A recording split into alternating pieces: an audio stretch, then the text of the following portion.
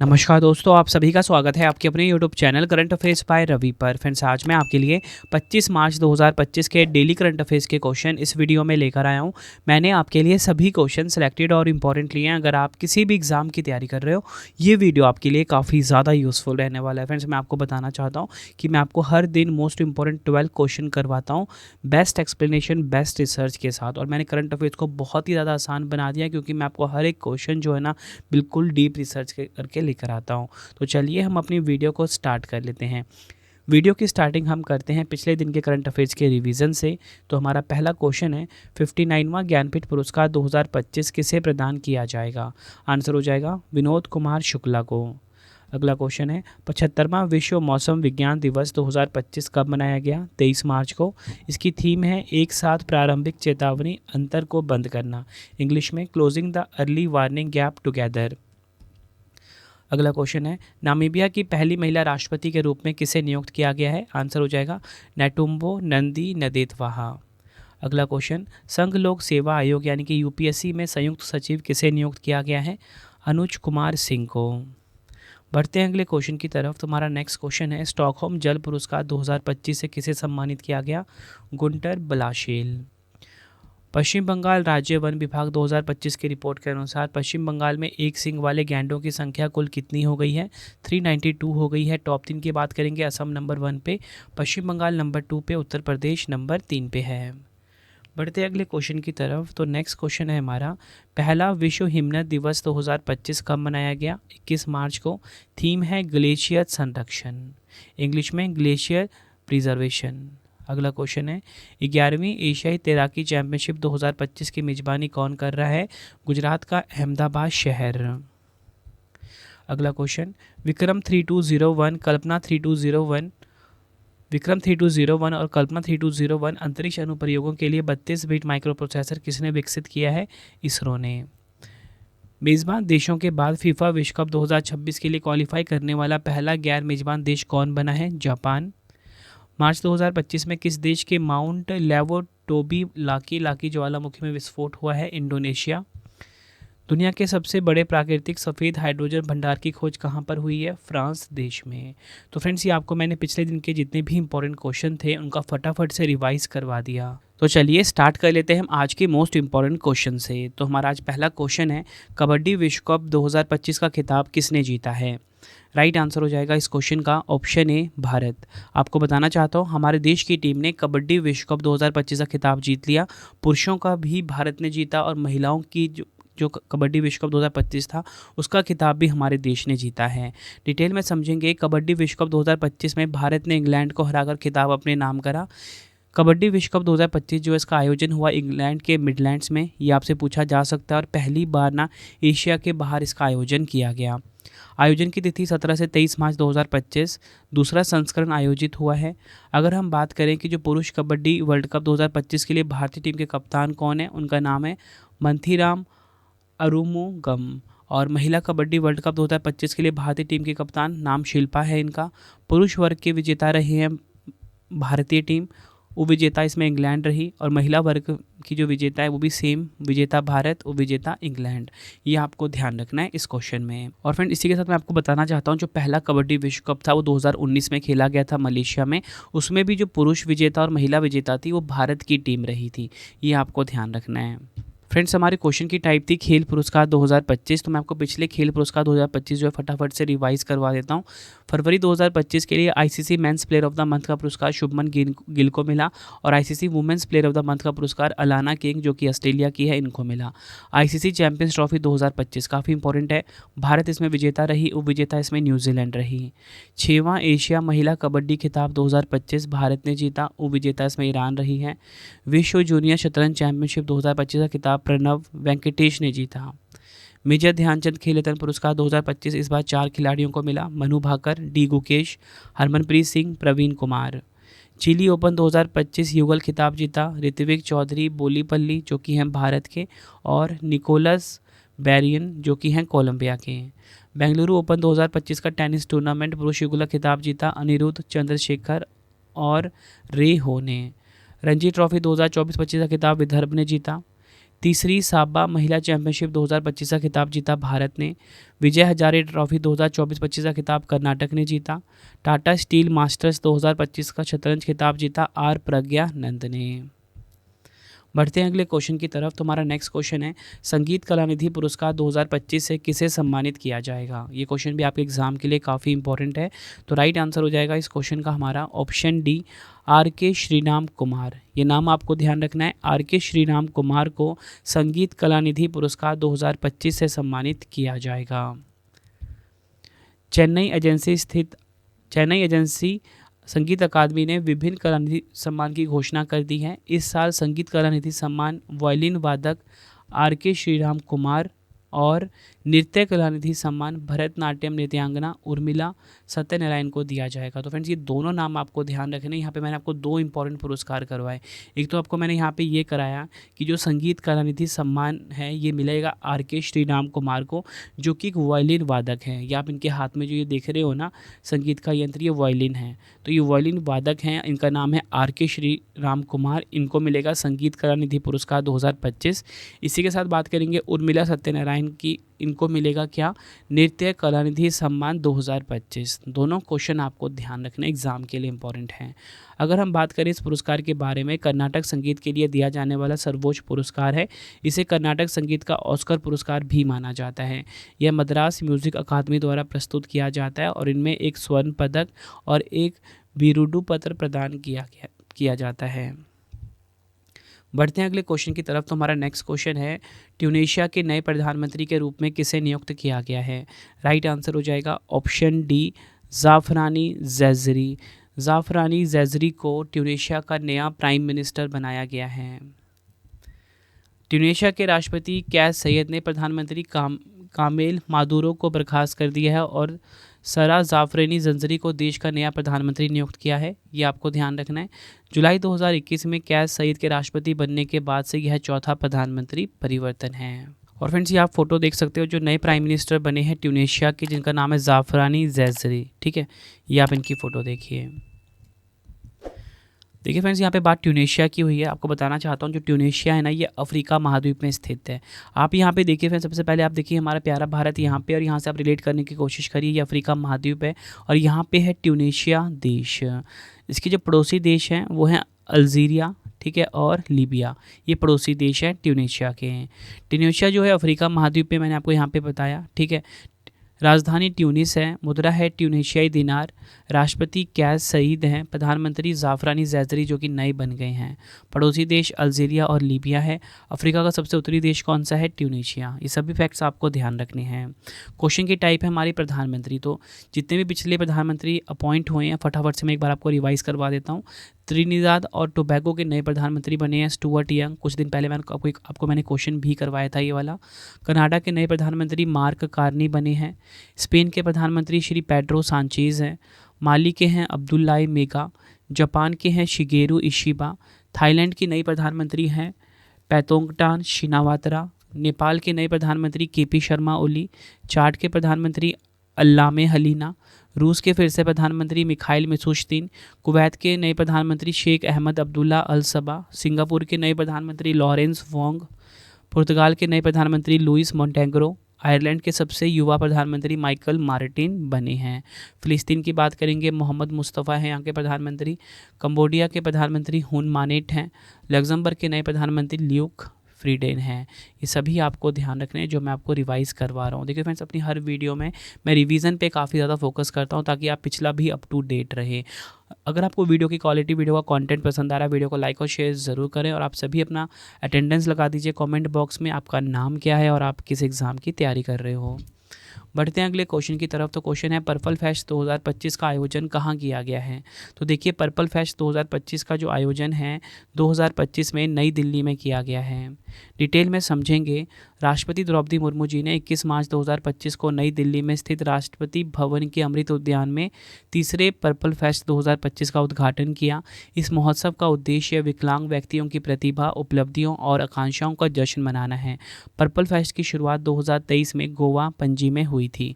इस महोत्सव का आयोजन केंद्रीय सामाजिक न्याय एवं अधिकारिता मंत्रालय द्वारा किया जाता है। देखिए यहाँ पे पर्पल की बात हुई है या बैंगनी, अगर हम बात करें पर्पल या बैंगनी रंग, ये विकलांगता वकालत आंदोलन के साथ जुड़ा हुआ है। जैसे हरा रंग पर्यावरण से, गुलाबी रंग एलजीबीटी समुदाय से और लाल रंग श्रमिक आंदोलन से जुड़ा हुआ है। इस महोत्सव के माध्यम से विकलांग व्यक्तियों के अधिकारों और सशक्तिकरण को बढ़ावा देने का प्रयास किया जाता है। तीसरा संस्करण आयोजित हुआ है कब? 2025 में। बढ़ते हैं अगले क्वेश्चन की तरफ। भारत सरकार ने बायोटेक स्टार्टअप को बढ़ावा देने के लिए किस पहल की शुरुआत की है? राइट आंसर हो जाएगा इस क्वेश्चन का ऑप्शन बी, बायोसारथी।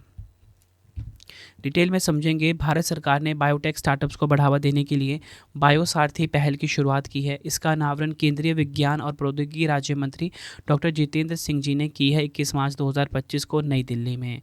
बायोसारथी का उद्देश्य उभरते बायोटेक उद्यमियों को संरचित मेंटरशिप प्रदान करना है। यह पहल जैव प्रौद्योगिकी उद्योग अनुसंधान सहायता परिषद के 13वें स्थापना दिवस के अवसर पर शुरू की गई है। आगे अगर हम बात करें बायोसारथी पहल के बारे में, तो बायोसारथी पहल के अंतर्गत उभरते जैव प्रौद्योगिकी उद्यमियों को 6 महीने की संरचित मेंटरशिप प्रदान की जाएगी, जिसमें अनुभवी मेंटर्स और मेंटीज के बीच व्यक्तिगत मार्गदर्शन शामिल होगा। बढ़ते हैं अगले क्वेश्चन की तरफ। भारत का पहला वरिष्ठ नागरिक आयोग किस राज्य में स्थापित किया जाएगा? राइट आंसर हो जाएगा इस क्वेश्चन का ऑप्शन बी, केरल में। डिटेल में समझते हैं इस क्वेश्चन को। केरल भारत का पहला राज्य बन गया है जिसने वरिष्ठ नागरिकों के अधिकारों, कल्याण और पुनर्वास की सुरक्षा सुनिश्चित करने के लिए केरल राज्य वरिष्ठ नागरिक आयोग विधेयक 2025 पारित किया है। 19 मार्च 2025 को केरल विधानसभा द्वारा इस विधेयक को अनुमोदित किया गया। इस आयोग का उद्देश्य राज्य में वरिष्ठ नागरिकों के हितों की रक्षा करना और उनके कल्याण के लिए नीतियां बनाना है। इस पहल के माध्यम से वृद्धजनों को न्याय संगत अधिकार, सम्मानजनक जीवन और पुनर्वास सुविधाएं प्रदान की जाएंगी। देखिए फ्रेंड्स, यहाँ पे बात हमारी हुई है केरल की। स्थापना हुई थी 1 नवंबर 1956 को। राजधानी है तिरुवनंतपुरम। मुख्यमंत्री पिनराई विजयन, राज्यपाल राजेंद्र विश्वनाथ आर्लेकर हैं। लोकसभा सीट 20 है, राज्यसभा सीट 9, विधानसभा सीट 140 है। राजभाषा यहाँ की मलयालम है। राज्य पक्षी यहाँ पे है ग्रेट हॉर्नबिल। राजकीय पशु है हाथी। राजकीय वृक्ष है नारियल। राजकीय पुष्प है कनी कोन्ना। पड़ोसी राज्य की बात करेंगे, कर्नाटक और तमिलनाडु पड़ोसी राज्य हैं। यहाँ के त्यौहार हैं ओनम, विशु, त्रिशूरपुरम। इसी के साथ मैं आपको बताना चाहता हूँ केरल के लोक नृत्य के बारे में। कथकली, मोहिनीअट्टम, कुडियाट्टम, चविटुकली, पदयानी, तेयम। केरल का कौन सा कला रूप यूनेस्को की मानवता की अमूर्त सांस्कृतिक विरासत की सूची में शामिल है? कुटियाट्टम। काफ़ी बार एग्जाम में पूछा गया है। शिशुओं की मृत्यु दर में भारत के राज्यों में सबसे कम है केरल में। स्त्रियों की संख्या पुरुषों से ज़्यादा है कहाँ पर? केरल में। 3 प्रमुख बंदरगाह हैं, कोची बंदरगाह, कोझिकोड बंदरगाह और वलियाथुरा बंदरगाह। ये सभी फैक्ट्स आपको ध्यान रखने हैं। बढ़ते हैं अगले क्वेश्चन की तरफ। गो आइबिबो ने किसे अपना ब्रांड एम्बेसडर नियुक्त किया है? मार्च 2025 की बात की जा रही है। आंसर हो जाएगा क्रिकेटर हैं ऋषभ पंत। डिटेल में समझेंगे। ऑनलाइन स्टोर गो आइबिबो ने भारतीय क्रिकेटर ऋषभ पंत को अपना नया ब्रांड एम्बेसडर नियुक्त किया है। अगर हम बात करें गो आइबिबो के बारे में, गो आइबिबो एक ऑनलाइन यात्रा पोर्टल है जो भारत में होटल और यात्रा से संबंधित जानकारी प्रदान करता है। इसका मुख्यालय फ्रेंड्स हरियाणा के गुरुग्राम है। 2007 में स्थापना हुई थी। सीईओ हैं राजेश मागो। बढ़ते हैं अगले क्वेश्चन की तरफ। भारत की नौसैन्य शक्ति को बढ़ावा देने के लिए दूसरा युद्धपोत तपस्या किसने लॉन्च किया है? राइट आंसर हो जाएगा इस क्वेश्चन का option A, Goa shipyard limited यानी कि GSL। डिटेल में समझेंगे हम इस क्वेश्चन को। तो गोवा शिपयार्ड लिमिटेड यानी कि GSL द्वारा प्रोजेक्ट 1135.6 श्रेणी का दूसरा युद्धपोत फ्रिगेट तपस्या लॉन्च किया गया है। इसका उद्देश्य भारतीय नौसेना की शक्ति को बढ़ाना और भारत के स्वदेशी युद्धपोत निर्माण को बढ़ावा देना है। तपस्या नाम महाभारत के महान योद्धा भीम की गदा से प्रेरित है। इसके पहले इसी श्रेणी का पहला युद्धपोत त्रिपुट 23 जुलाई 2025 को लॉन्च किया गया था। यह दोनों युद्धपोत भारतीय नौसेना की शक्ति को बढ़ाने और भारत के स्वदेशी युद्धपोत निर्माण को बढ़ावा देने में सहायक है। अगर हम बात करें त्रिपुट और तपस्या, दोनों ही 124.8 मीटर लंबे और 15.2 मीटर चौड़े हैं और इनका ड्राफ्ट 4.5 मीटर का है। बढ़ते हैं अगले क्वेश्चन की तरफ। तो क्वेश्चन है SRFI इंडिया टूर 2025 में महिला एकल का खिताब किसने जीता है? आंसर हो जाएगा इस क्वेश्चन का ऑप्शन सी, अनाहत सिंह, ये आपको ध्यान रखना है। डिटेल में समझेंगे। SRFI यानी कि squash racket federation of India, इसका फुल फॉर्म होता है।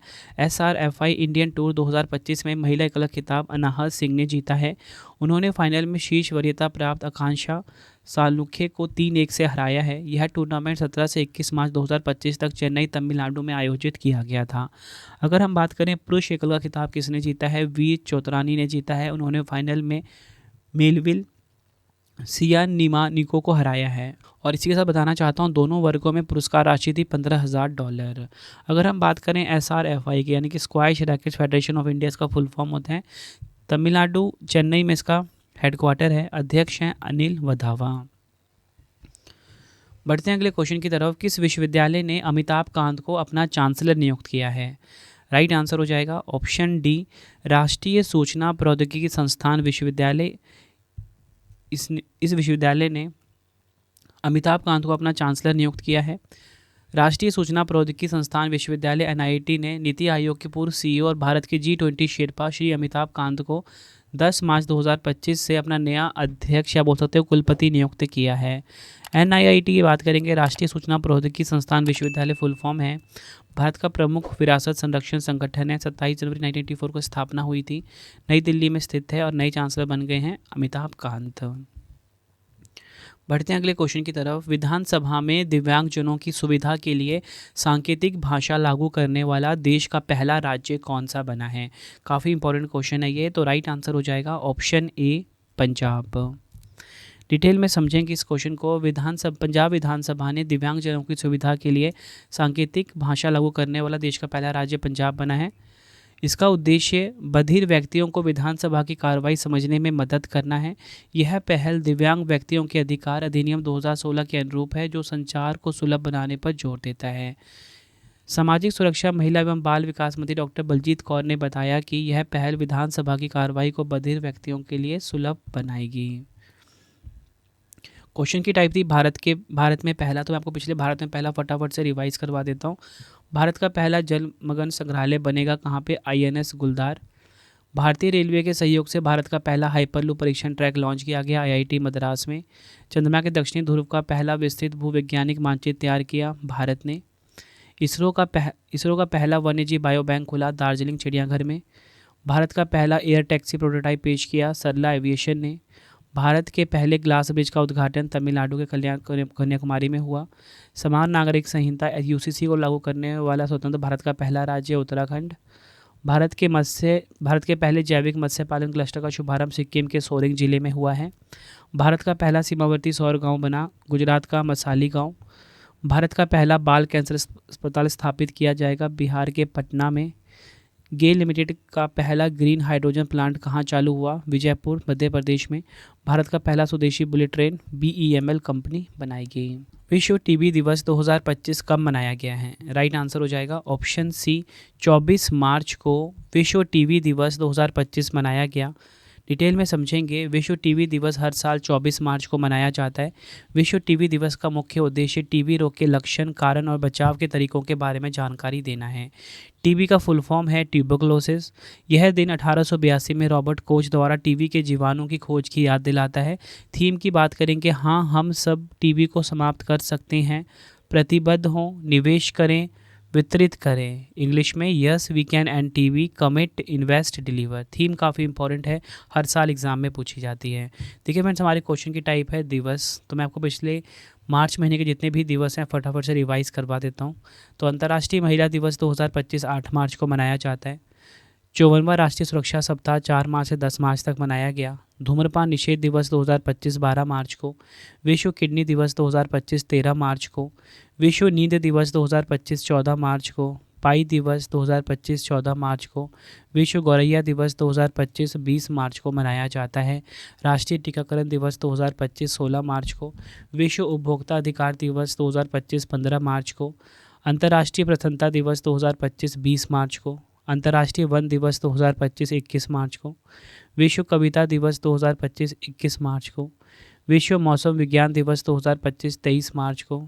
विश्व जल दिवस 2025 22 मार्च को मनाया जाता है। तो फ्रेंड्स ये हमारी वीडियो कंप्लीट हो गई है। आई होप आपको वीडियो की क्वालिटी, वीडियो कंटेंट और आपके रवि सर की मेहनत पसंद आई होगी। वीडियो अगर आपको पसंद आई है, वीडियो को लाइक और शेयर ज़रूर करें। अब आपके लिए 3 क्वेश्चन का टेस्ट है जिसका आंसर आपने कमेंट बॉक्स में देना है।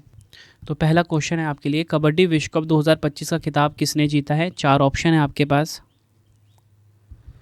संगीत कलानिधि पुरस्कार 2025 से किसे सम्मानित किया जाएगा? 4 ऑप्शन है आपके पास। नेक्स्ट है, भारत का पहला वरिष्ठ नागरिक आयोग किस राज्य में स्थापित किया गया है? 4 ऑप्शन है, आंसर आपने कमेंट बॉक्स में देना है। तो फ्रेंड्स ये हमारी वीडियो हो गई है कंप्लीट। आई होप वीडियो की क्वालिटी, वीडियो कंटेंट और आपके रवि सर की मेहनत पसंद आई होगी। वीडियो अगर आपको पसंद आई, वीडियो को लाइक और शेयर ज़रूर करें। हमारी बुक्स की वेबसाइट है raviaditipublication.com, यहाँ पे आपको प्रिंटेड फॉर्मेट में बुक्स मिल जाती है। इसी के साथ फ्रेंड्स आपको बताना चाहता हूँ PDF की हमारी वेबसाइट ravibookspdf.com है। करंट अफेयर का वार्षिकांक, मंथली करंट अफेयर्स की मैगजीन 11,000 जीके जिसका PDF यहाँ पे आपको मिल जाता है। मंथली करंट अफेयर्स आप देख सकते हैं कुछ इस प्रकार का है हमारा सैम्पल, आप देख सकते हो। रवि स्टडी ऐप को इंस्टॉल कर लेना फ्री टेस्ट के लिए, फ्री PDF के लिए, मतलब जो आपको मैं पढ़ाता हूँ उसका आपके लिए फ्री टेस्ट अवेलेबल है, क्योंकि टेस्ट ही आपको बेस्ट बनाएगा। तो सबसे खास बात पता है कि 12 क्वेश्चन की आपको वीडियो देता हूँ मैं आपको, ठीक है, और साथ में ही 15 क्वेश्चन का टेस्ट मिलता है, मतलब 3 क्वेश्चन एक्स्ट्रा होते हैं। अगर आपको लगता है कि कोई क्वेश्चन मुझसे छूट गया है, लेकिन वो आपको यहाँ पे मिल जाएगा इस 15 क्वेश्चन में, ठीक है। तो टेस्ट आप ज़रूर लगाना। टेलीग्राम हमारा है करंट अफेयर्स बाय रवि नाम से, Instagram current affairs by Ravi नाम से, इसे भी आप फॉलो कर लीजिए। कमेंट में ज़रूर बताना कि आपको मेरी वीडियो कैसी लगी है फ्रेंड्स, ठीक है, और आप वीडियो में क्या इंप्रूवमेंट चाहते हो ये भी आप मुझे ज़रूर बताना। और अगला वीडियो आपको किस टॉपिक पे पढ़ना है ये भी आप मुझे ज़रूर बताना। देखिए फ्रेंड्स मैं ना बिहार जीके की ना एक प्रैक्टिस सेट स्टार्ट कर रहा हूँ, जीके जीएस की, तो वो वीडियो भी आपको आज से मिलना शुरू हो जाएगी, तो वो वीडियोज़ भी आप ज़रूर देखना। मिलते हैं आप सभी से नेक्स्ट वीडियो में। Thank you and wish you all the best.